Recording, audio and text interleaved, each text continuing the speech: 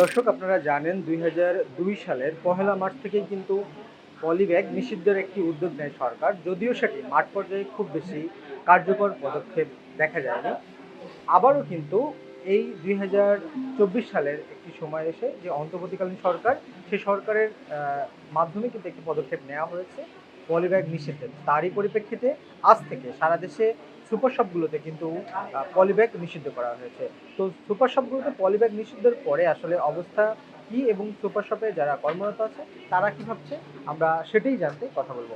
সরকার যেহেতু পলিথিন ও প্লাস্টিকের ব্যাগ নিষেধাজ্ঞা জারি করেছে এই বিষয়টির উপরে স্বপ্ন পরিবারও এই বিষয়টিকে সাধুবাদ জানিয়েছে এবং আমরাও কাস্টমারকে এই বিষয়টিতে উৎসাহ দেওয়ার জন্য ব্যবস্থা নিয়েছি। আমরা অলরেডি এখানে পাট ও সুতার ব্যাগ ইন্ট্রোডিউস করেছি যাতে কাস্টমার এখান থেকে নিতে পারে।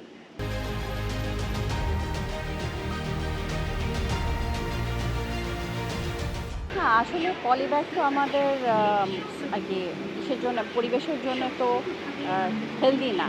তো যদি এটা অল্টারনেটিভ কোনো ভালো আমাদের জন্য আর কি সোসাইটির জন্য যদি ভালো হয়ে থাকে পলিব্যাগের অল্টারনেটিভ, তাহলে আমি অ্যাপ্রিসিয়েট করি এটা।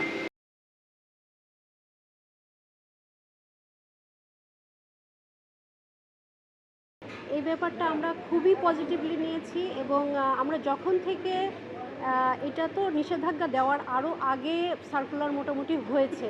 আমরা যখন থেকে শুনেছি তখন থেকেই আমাদের ম্যানেজমেন্ট, আগোরার ম্যানেজমেন্ট এটাকে পজিটিভলি নিয়ে আমাদেরকে ওইভাবেই মানে সার্কুলেশন দিচ্ছে যে এটা খুবই ভালো একটা উদ্যোগ, সরকারের এই উদ্যোগকে আমরা স্বাগত জানাই।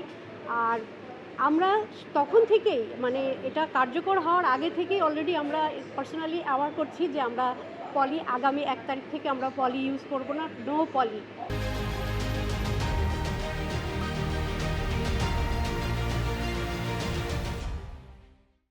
২০০২ সালে পলিথিন নিষিদ্ধের পর যে উদ্যোগ নেওয়া হয়, সেই উদ্যোগের কারণে প্রায় ৫২টি কারখানা বন্ধ করে দেয়।